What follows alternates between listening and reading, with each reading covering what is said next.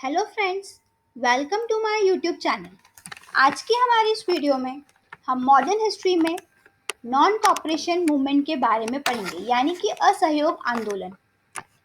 अब असहयोग आंदोलन किसके द्वारा स्टार्ट किया गया था, ये मूवमेंट क्यों लॉन्च किया गया था, इसके बारे में हम आज की हमारी वीडियो में कवर करेंगे। तो चलिए स्टार्ट करते हैं नॉन कॉपरेशन मूवमेंट के बारे में। और उससे पहले अगर अभी तक आपने हमारे चैनल को सब्सक्राइब नहीं किया है तो हमारे चैनल को सब्सक्राइब करिए ताकि हमारी वीडियोस के अपडेट्स आप तक पहुंचते रहें। नॉन कॉपरेशन मूवमेंट 1920 में स्टार्ट किया गया था और उस टाइम पर जो वाइसराय थे वो थे लॉर्ड चेम्सफोर्ड। अब नॉन कॉपरेशन मूवमेंट को स्टार्ट करने के क्या कारण थे, क्या कॉजेस थे कि नॉन कॉपरेशन मूवमेंट स्टार्ट किया गया। तो सबसे पहला और मेन कारण तो ये था कि जलियांवाला बाग हत्याकांड जो हुआ था उसके प्रोटेस्ट में बहुत सारे और भी मूवमेंट लॉन्च किए गए, पर जो मेन मूवमेंट लॉन्च किया गया था वो था नॉन कॉपरेशन मूवमेंट। दूसरा, यहाँ पर उस टाइम पर वाइसराय थे लॉर्ड चेम्सफोर्ड, तो यहाँ पर मॉन्टेग्यू चेम्सफोर्ड रिफॉर्म लाया गया था। ये भी भारतीयों के खिलाफ था, इसके विरुद्ध में भी नॉन कॉपरेशन मूवमेंट स्टार्ट किया गया, ये भी एक कारण था। दूसरा था रोलैक्ट एक्ट। रोलैक्ट एक्ट यानी कि जो ब्लैक बिल या ब्लैक एक्ट के नाम से जाना जाता है, वो कानून लाए गए थे, वो भी यहाँ पर इंडियंस के खिलाफ साबित हो रहा था, ये भी एक कारण था। और मेन रीजन यहाँ पर था खिलाफत एजिटेशन, यानी जो खिलाफत मूवमेंट हुआ था उसके समर्थन में नॉन कॉपरेशन मूवमेंट को स्टार्ट किया गया, क्योंकि यहाँ पर जो खिलाफत मूवमेंट में जो कंडीशंस रखी गई थी वो ब्रिटिश गवर्नमेंट द्वारा नहीं मानी गई थी, तो इस कारण से यहाँ पर खिलाफत मूवमेंट के सपोर्ट में नॉन कॉपरेशन मूवमेंट को स्टार्ट किया गया था। रोल ऑफ महात्मा गांधी, इसमें महात्मा गांधी की एक अहम भूमिका थी। महात्मा गांधी ने ये मूवमेंट स्टार्ट किया था। 1915 में महात्मा गांधी भारत आए थे। उसके बाद उन्होंने यहाँ पर फार्मर्स और लेबर्स के लिए बहुत सारे मूवमेंट चलाए थे। खेरी खेड़ा मूवमेंट, चंपारण मूवमेंट, अहमदाबाद मिल सेशन, इन सभी में महात्मा गांधी ने अपना महत्वपूर्ण योगदान दिया था। Beginning of the non-cooperation. By the repressive measures of the Jallianwala Bagh massacre and the denial of justice, Gandhiji observed that the only effective means to vindicate national honor and to prevent a repetition of the wrong in future is the establishment of Swaraj. अब यहाँ पर जलियांवाला बाग हत्याकांड के बाद जब कोई भी न्याय नहीं दिया गया ब्रिटिश गवर्नमेंट द्वारा, तो गांधी जी समझ गए थे कि यहाँ पर अब इंडियंस के लिए कोई भी जस्टिस नहीं किया जाएगा, तो यहाँ पर मूवमेंट्स हमें ऑर्गेनाइज करने पड़ेंगे जिससे कि हम अपने स्वराज को बचा सकें। तो यहाँ पर non cooperation movement Gandhi ji द्वारा इनॉग्रेट किया गया था 1 अगस्त 1920 में। ये मूवमेंट जो है वो खिलाफत मूवमेंट के सपोर्ट में स्टार्ट किया गया था। अब यहाँ पर during the movement spread of non violence message, अब यहाँ पर मेन उद्देश्य इस मूवमेंट का ये था कि ये नॉन वायलेंस यानी कि अहिंसा का मैसेज स्प्रेड कर रहे थे। उनको ये मूवमेंट तो चलाना था, उन्हें स्वराज पाने के लिए नॉन कॉपरेशन मूवमेंट जो स्टार्ट किया था उसे कंटिन्यू तो करना ही था, पर यहाँ पर जो उनका मेन मैसेज या मेन मोटो था वो था नॉन वायलेंस यानी कि अहिंसा।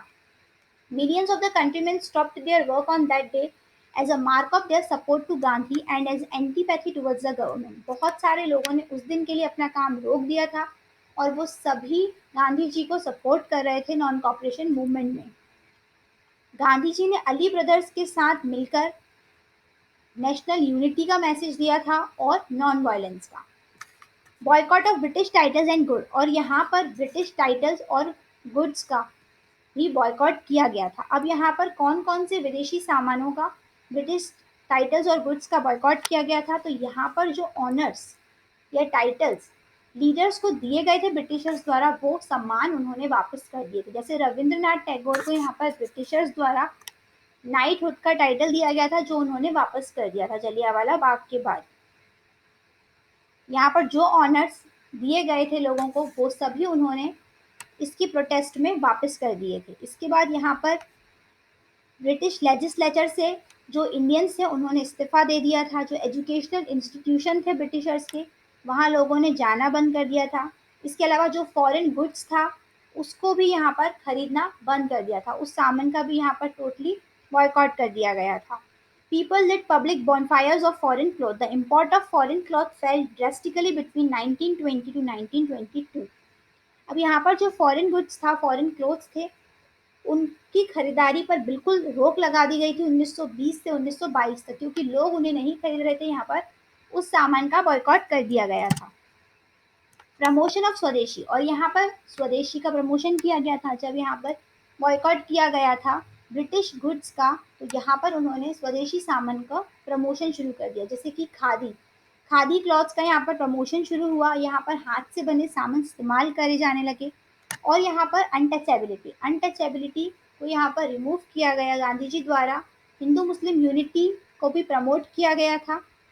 दूसरा यहाँ पर चरखा, चरखा घर का एक इम्पॉर्टेंट सामान माना जाने लगा और सभी के पास यहाँ चरखा हुआ करता था, क्योंकि यहाँ पर वो स्वदेशी सामानों का प्रमोशन कर रहे थे। तो खादी, चरखा, इन चीज़ों को यहाँ पर बहुत इम्पोर्टेंस दी गई। People's response to the movement, अब इस मूवमेंट में लोगों ने क्या अपनी भूमिका निभाई और क्या रिस्पॉन्स रहा। तो जो स्टूडेंट्स थे उन्होंने अपने स्कूल कॉलेजेस, क्योंकि वो ब्रिटिश एम्पायर्स के अंडर आते थे, उन सभी को छोड़कर इस मूवमेंट को ज्वाइन किया। मिडिल क्लास पीपल जो थे उन्होंने पहले तो इस मूवमेंट को ज़्यादा सपोर्ट नहीं किया, लेकिन बाद में उन्होंने गांधी जी के साथ मिलकर इस प्रोग्राम में बहुत योगदान दिया। जो बिजनेस पर्सन थे, बिजनेसमैन थे, उन्होंने भी बाहर के सामान का बॉयकॉट करते हुए स्वदेशी सामान को अपनाया अपने बिजनेस में भी। तो इस तरीके से उन्होंने यहाँ पर स्वदेशी सामान को सपोर्ट करते हुए इस मूवमेंट का भी साथ दिया। Peasants. Peasants जो farmers थे, there was a massive participation by the peasants. However, it further led to the confrontation between the lower and upper caste. अब यहाँ पर जो फार्मर्स थे उन्होंने भी इस मूवमेंट को फुल सपोर्ट दिया अपना, भले ही वो लोअर कास्ट के हों या अपर कास्ट के, पर सभी ने यहाँ पर मिलकर नॉन कॉपरेशन मूवमेंट का समर्थन किया। वुमेन्स वुमेन्स ने भी यहाँ पर पर्दा सिस्टम को ख़त्म करते हुए इस मूवमेंट को सपोर्ट किया। यहाँ पर गांधी जी द्वारा तिलक स्वराज फंड बनाया गया था। The fund was a homage to the Bal Gangadhar Tilak on his first death anniversary. उनकी जो डेथ एनिवर्सरी थी उस पर यहाँ पर 1 करोड़ का फंड कलेक्ट किया गया था इंडियन फ्रीडम स्ट्रगल्स के लिए। तो यहाँ पर वुमेन्स ने भी अपने ऑर्नामेंट्स देके तिलक फंड में अपना योगदान दिया था, और बहुत से लोगों ने इस फंड में पैसे दिए थे। मतलब जो जिस तरीके से हेल्प कर सकता था उसने फ्रीडम स्ट्रगल्स के लिए उस तरीके से यहाँ पर इस मूवमेंट में सहयोग दिया था। गवर्नमेंट रिस्पॉन्स, अब इन सब चीज़ों को देखते हुए गवर्नमेंट का क्या रिस्पॉन्स आया। तो the police restored to firing which took the lives of a number of peoples. अब यहाँ पर जो पुलिस थी उसने यहाँ पर फायरिंग शुरू कर दी। यहाँ पर कांग्रेस और जो खिलाफत मूवमेंट के वॉलंटियर्स थे उनको इलीगल, अनलॉफुल, कि ये कानून के विरुद्ध काम कर रहे हैं, ऐसा घोषित कर दिया गया, उन्हें इलीगल घोषित कर दिया गया। यहाँ पर जो पब्लिक मीटिंग्स थी उन पर बैन लगा दिया गया कि लोग एक साथ एक जगह बहुत सारे लोग इकट्ठा नहीं होंगे। और गवर्नमेंट ने यहाँ पर लोगों को देखते ही फायरिंग शुरू कर दी कि यहाँ पर लोग इकट्ठे होंगे, तो वहाँ पर फायरिंग स्टार्ट कर दी। उस वजह से कई लोगों की जानें भी गई। इम्पॉर्टेंट पर्सनैलिटीज इन्वॉल्व, अब इसमें बहुत इंपॉर्टेंट पर्सनैलिटीज कौन कौन सी रही थी। तो सी Rajagopalachari, Vallabh Bhai Patel, Gopabandhu Das, Ajmal Khan, Subhash Chandra Bose, Jawaharlal Nehru join the movement. इन्होंने अपनी अहम भूमिका निभाई थी नॉन कॉपरेशन मूवमेंट में। Motilal Nehru and Chittaranjan Das also joined the movement by giving up their legal profession. Motilal Nehru और चित्तरंजन दास जो थे वो उन्होंने अपने लीगल प्रोफेशन छोड़ते हुए इस मूवमेंट का समर्थन किया था। Withdrawal of the non cooperation movement, अब 1922 में इस मूवमेंट को विड्रॉ कर दिया गया। अब इसे विड्रॉ करने का क्या कारण था, क्यों इस मूवमेंट को विड्रॉ किया गया। तो in February 1920 at Cheri Chera, Uttar Pradesh, 22 policemen were brutally killed by the violent mob after the conflict between the mob and the policemen of the Thana. अब यहाँ पर 1922 चेरी चेरा उत्तर प्रदेश में 22 पुलिसमैन को मारा गया था। मतलब लोग जो है यहाँ पर वायलेंट होने लगे थे, हिंसक होने लगे थे। इस मूवमेंट से आक्रोश इतना ज़्यादा भड़क गया था पब्लिक में कि यहाँ पर वायलेंस जो है वो बहुत ही ज़्यादा बढ़ रहा था। The news shocked Gandhi too much not happy with the increasingly violent trend of the movement. अब इस न्यूज़ ने गांधी जी को शॉक्ड कर दिया था क्योंकि वो बिल्कुल भी खुश नहीं थे इस हिंसक प्रवृत्ति से, क्योंकि वो अहिंसा में विश्वास रखते थे। इसलिए उन्होंने ये देखा कि इस मूवमेंट से जो हिंसा है वो देश में भड़कने लगी है, तो उन्होंने इस मूवमेंट को विड्रॉ कर दिया था। Most of the nationalist leaders, including C.R. Das, Motilal Nehru, Subhash Chandra Bose, Jawaharlal Nehru, expressed their disagreement and Gandhi's decision to withdraw the movement. अब ये सारे जो नेशनलिस्ट लीडर थे वो इसमें गांधी जी के खिलाफ खड़े हो गए क्योंकि वो लोग नहीं चाहते थे कि ये मूवमेंट विड्रॉ किया जाए। उन्हें लगता था कि नहीं, ये कोई बड़ी बात नहीं है हिंसा, और इससे हमें फ्रीडम मिल सकती है आगे जाकर। पर गांधी जी हिंसा के खिलाफ थे, तो इसलिए उन्होंने इस मूवमेंट को विड्रॉ कर दिया था। लेकिन बाकी सब इनसे अग्री नहीं थे। ये नेशनलिस्ट लीडर C.R. दास, मोतीलाल नेहरू, सुभाष चंद्र बोस, जवाहरलाल नेहरू, ये सभी डिसअग्री थे उनके डिसीजन से कि ये मूवमेंट विड्रॉ नहीं होना चाहिए। पर मार्च 1922 में ये मूवमेंट विड्रॉ कर लिया गया और गांधी जी को अरेस्ट भी कर लिया गया।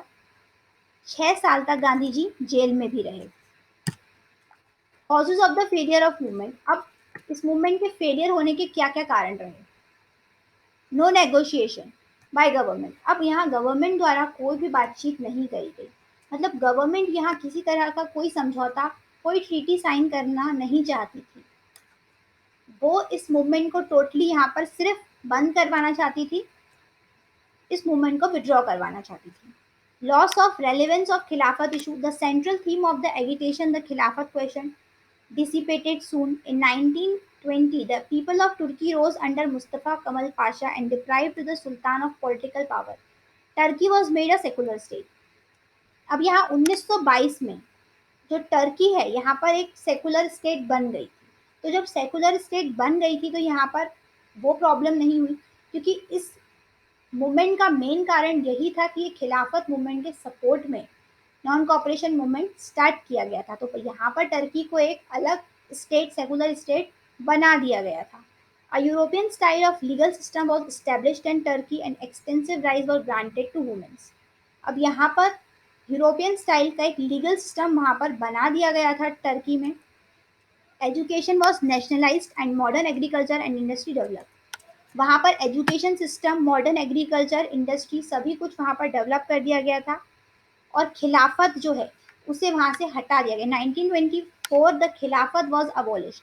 मतलब जो खिलाफत इशू था, जो खिलाफत मूवमेंट था, वो यहाँ पर टोटली 1924 में ख़त्म हो जाता है। यहाँ पर खिलाफत इशू नहीं रह गया क्योंकि यहाँ पर टर्की जो है यहाँ पर उसको एक सेकुलर स्टेट बना दिया गया। मेन इशू तो यहाँ पर खिलाफत मूवमेंट का ही था, उसको एक सेकुलर स्टेट बना दिया गया टर्की को। वहाँ पर एजुकेशनल सिस्टम, एग्रीकल्चर, इंडस्ट्री सभी कुछ डेवलप कर दिया गया था और वहाँ पर एक लीगल सिस्टम भी बना दिया गया था। तो अब खिलाफत इशू यहाँ नहीं रह गया, तो इसलिए 1924 में यहाँ पर खिलाफत जो है वो ख़त्म हो गया। खिलाफत इशू यहाँ पर एंड हो जाता है। ये भी एक कॉज था इस मूवमेंट के ख़त्म होने का। अब यहाँ पर नॉन कॉपरेशन मूवमेंट से क्या असर पड़ता है, क्या इम्पैक्ट हुआ? तो maximum extend of the movement with the non cooperation movement, nationalist sentiments reached every nook and corner of their country and politicized every strata of a population, the artisans, peasants, students, urban poor, women, traders, etc. अब यहाँ पर जो movement तो बंद हो गया, लेकिन लोगों के मन में आज़ादी की जो आग थी वो भड़क चुकी थी और वो चाहते थे अब कंप्लीट फ्रीडम, वो कंप्लीट स्वराज चाहते थे। तो यहाँ पर हर कॉर्नर, हर स्टेट में यहाँ पर जो लोग थे वो यहाँ पर फ्रीडम स्ट्रगल्स के लिए इकट्ठा होने लगे थे। अब वो यहाँ पर कंप्लीट फ्रीडम चाहते थे ब्रिटिश एम्पायर से। इस्टेब्लिशमेंट ऑफ स्वराज एंड स्वदेशी इंस्टीट्यूशन।